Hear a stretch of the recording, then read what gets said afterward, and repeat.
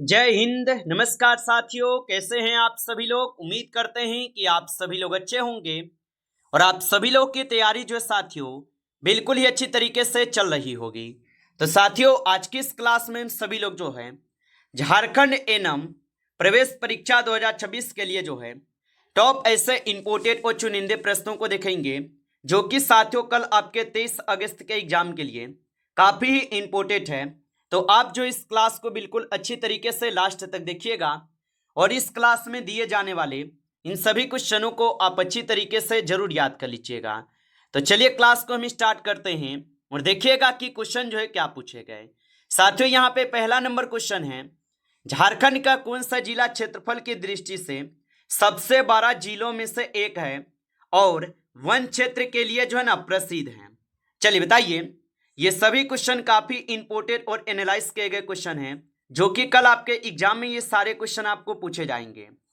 और बताइए, झारखंड का कौन सा जिला क्षेत्रफल की दृष्टि से सबसे बड़ा जिलों में से एक है और वन क्षेत्र के लिए प्रसिद्ध होगा। तो यहाँ पे पश्चिमी सिंहभूम होगा। ऑप्शन ए यहाँ पे इस क्वेश्चन का सही जवाब है। चलिए अगला प्रश्न यहाँ पे देखेंगे। क्वेश्चन है आपसे यहाँ पे, झारखंड की बराक नदी किस नदी की प्रमुख सहायक नदी है। तो झारखंड की बराक नदी किस नदी की प्रमुख सहायक नदी है। तो ये आपके दामोदर के हो जाएंगे। ऑप्शन आपका बी सही जवाब है, दामोदर के हैं। चलिए अगला प्रश्न यहाँ पे देखेंगे। क्वेश्चन है आप लोगों से कि वीर जिया जनजाति मुख्यतः झारखंड के किस क्षेत्र में पाई जाती है।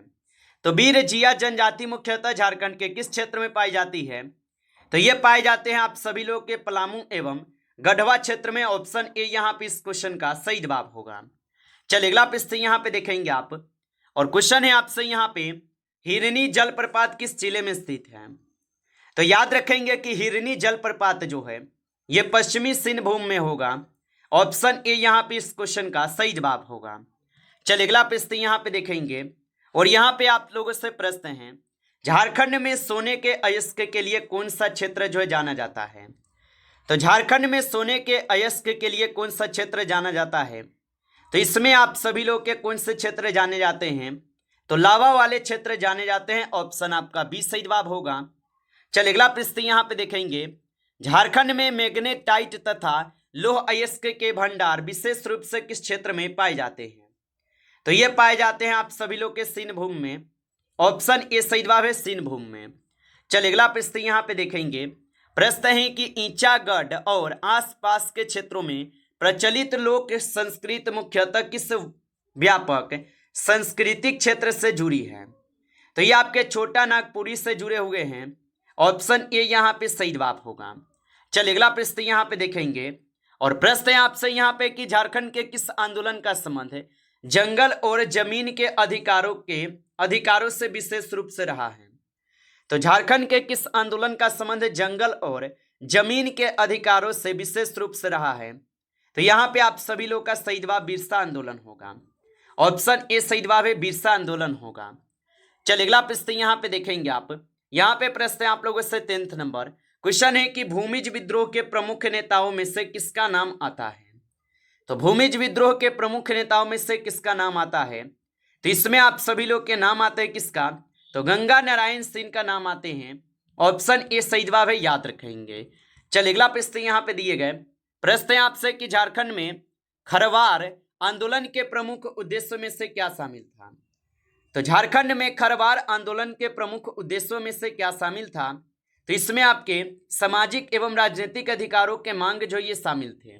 ऑप्शन ए यहाँ पे इस क्वेश्चन का सही जवाब है। चलिए अगला प्रश्न यहाँ पे देखेंगे। क्वेश्चन है कि झारखंड के किस पर्यटन स्थल को झारखंड का मिनी कश्मीर कहा जाता है।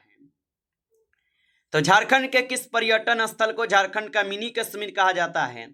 तो ये कहे जाते हैं आपके नेतरहाट को। ऑप्शन ए सही जवाब है, नेतरहाट को कहते हैं।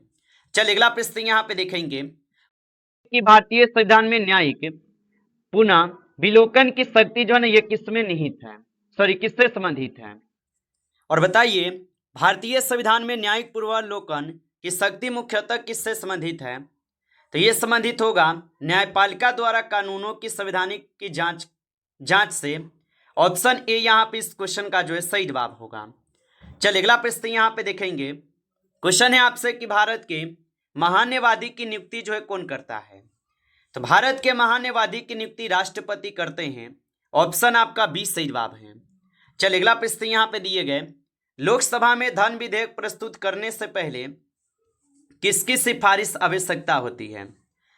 तो लोकसभा में धन विधेयक प्रस्तुत करने से पहले किसकी सिफारिश आवश्यक होती है? तो इसमें राष्ट्रपति की सिफारिश आवश्यक होती है। ऑप्शन यहाँ पे बी सही जवाब है।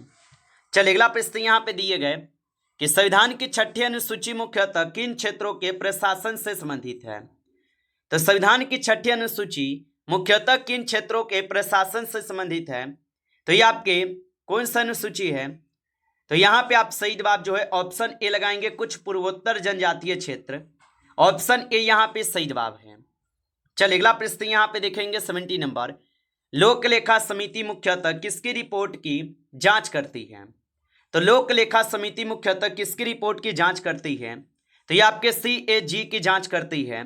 ऑप्शन आपका बी सही जवाब है। चलिए अगला प्रश्न यहाँ पे देखेंगे 80 क्वेश्चन, भारत में सहकारी संघवाद का अर्थ है? तो भारत में सहकारी संघवाद का अर्थ क्या होता है? तो इसका अर्थ है केंद्र और राज्यों के बीच सहयोग। ऑप्शन ए यहाँ पे सही जवाब है, याद रखेंगे। चलिए अगला क्वेश्चन यहाँ पे देखेंगे 90 नंबर, मांग और आपूर्ति का सिद्धांत मुख्यतः किस विषय से संबंधित है? तो मांग और आपूर्ति का सिद्धांत मुख्यतः किस विषय से संबंधित है? तो ये आपके अर्थशास्त्र से होगा। ऑप्शन ए सही जवाब है, अर्थशास्त्र से। चलिए अगला प्रश्न यहाँ पे 20 नंबर है, भारत में वित्तीय समावेश का प्रमुख उद्देश्य क्या है? तो भारत में वित्तीय समावेश का प्रमुख उद्देश्य क्या है? तो इसका उद्देश्य है अधिक लोगों को औपचारिक वित्तीय सेवाओं से जोड़ना। ऑप्शन ए यहाँ पे सही जवाब है। चलिए अगला प्रश्न यहाँ पे 21 है, मानव पूंजी का निर्माण मुख्यतः किससे होता है? तो मानव पूंजी का निर्माण मुख्यतः किससे होते हैं? तो शिक्षा एवं स्वास्थ्य में निवेश से होते हैं। ऑप्शन ए यहाँ पे सही जवाब होगा। चलिए अगला प्रश्न यहाँ पे दिए गए, यहाँ पे प्रश्न है आपसे, भारत में सकल घरेलू उत्पाद किसका जो है ना ये माप है? तो भारत में सकल घरेलू उत्पाद किसका माप है? तो ये आपके हो जाएंगे देश में एक अवधि में उत्पादित अंतिम वस्तुओं एवं सेवाओं के मूल्य का। ऑप्शन ए यहाँ पे सही जवाब है। चलिए अगला प्रश्न यहाँ पे 23 है, मानव शरीर में भोजन का अधिकांश अवशोषण किस अंग में होता है? तो मानव शरीर में भोजन का अधिकांश अवशोषण किस अंग में होता है? तो ये होते हैं आपके छोटी आंत में। ऑप्शन आपका बी सही जवाब है, छोटी आंत में। चलिए अगला प्रश्न यहाँ पे देखेंगे 24 क्वेश्चन दिए गए, मानव शरीर में यूरिया का निर्माण मुख्यतः किस अंग में होता है? तो मानव शरीर में यूरिया का निर्माण यकृत में होते हैं। ऑप्शन आपका बी सही जवाब है, यकृत में। चलिए अगला प्रश्न यहाँ पे 25 क्वेश्चन है, मानव शरीर में एंटीबॉडी मुख्यतः किस प्रकार की प्रतिरक्षा से संबंधित है? तो मानव शरीर में एंटीबॉडी मुख्यतः किस प्रकार की प्रतिरक्षा से संबंधित है? तो ये प्रतिरक्षा तंत्र से होगा। ऑप्शन ए सही जवाब है, प्रतिरक्षा तंत्र से है। चलिए अगला प्रश्न यहाँ पे देखेंगे 26 नंबर, रक्त समूहों की खोज का श्रेय किस वैज्ञानिक को दिया जाता है? चलिए बताइए। और आप अभी तक इस क्लास को लाइक नहीं किए हैं तो क्लास को लाइक कर लेंगे। नए हैं आप इस चैनल पे तो चैनल को सब्सक्राइब करके ऑल नोटिफिकेशन को ऑल पे दबा के जुड़ जाइए, जिससे कि जब भी कोई नई क्लास हो सबसे पहले क्लास का नोटिफिकेशन आपके पास पहुंच सके। तो चैनल को सब्सक्राइब कर लीजिएगा और बताइए कि रक्त समूह की खोज का श्रेय किस वैज्ञानिक को दिया जाता है? तो ये दिए जाते हैं कार्ल लैंडस्टीनर को। ऑप्शन ए यहाँ पे सही जवाब है, याद रखेंगे। चलिए अगला प्रश्न यहाँ पे दिए गए, किसी वस्तु पर गुरुत्वाकर्षण बल द्वारा किया गया कार्य किस स्थिति में शून्य हो सकता है?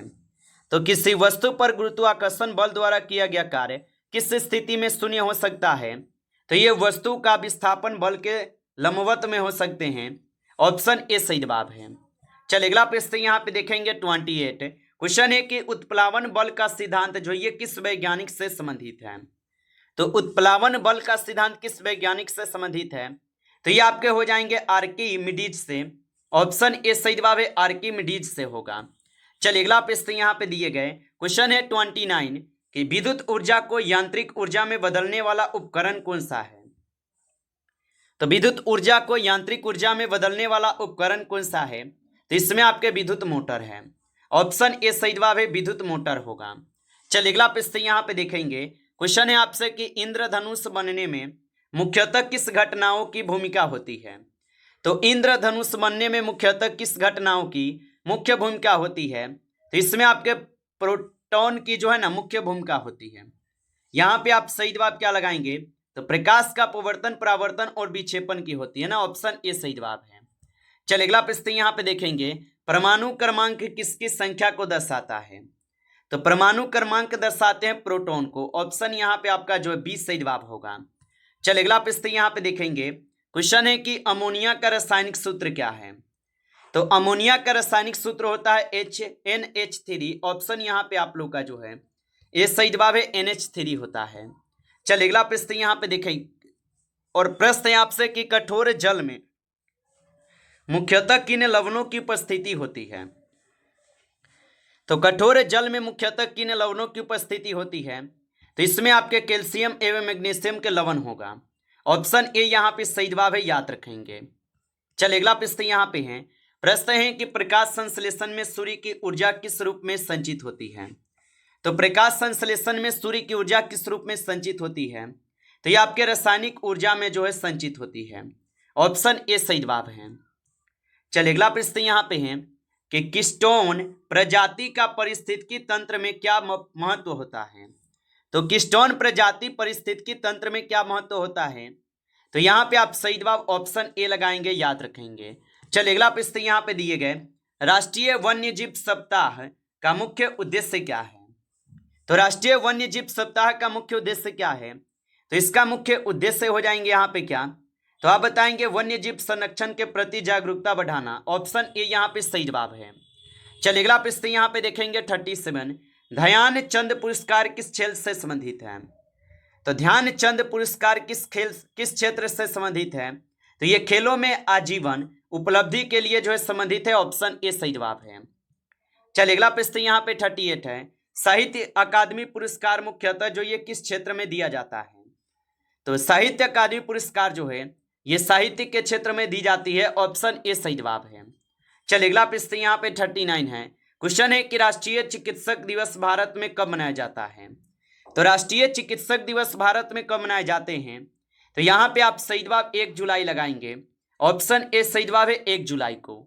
चलिए अगला प्रश्न यहाँ पे देखेंगे आप, यहाँ पे प्रश्न है आप लोगों से कि तर्कशील भारतीय पुस्तक के लेखक जो है ना कौन है। तो तर्कशील भारतीय पुस्तक के लेखक कौन है। तो इसके लेखक हो जाएंगे अमर्त्य सेन, ऑप्शन ए यहाँ पे सही जवाब है अमर्त्य सेन होगा। नमस्कार साथियों, इस क्लास में टॉप आपके 40 क्वेश्चन थे जो कि काफी इंपॉर्टेंट क्वेश्चन थे। साथियों यदि आपको क्लास अच्छा लगा हो तो इस क्लास को लाइक कर लेंगे। नए जुड़े हैं आप इस चैनल पे तो चैनल को सब्सक्राइब करके ऑल नोटिफिकेशन को ऑल पे दबा के जुड़ जाइए, जिससे कि जब भी कोई नई क्लास हो सबसे पहले क्लास का नोटिफिकेशन आपके पास पहुंच सके। तो चैनल को सब्सक्राइब कर लीजिएगा। चलिए फिर मिलते हैं आपसे नेक्स्ट टॉपिक के साथ नेक्स्ट क्लास में, तब तक के लिए जय हिंद जय भारत।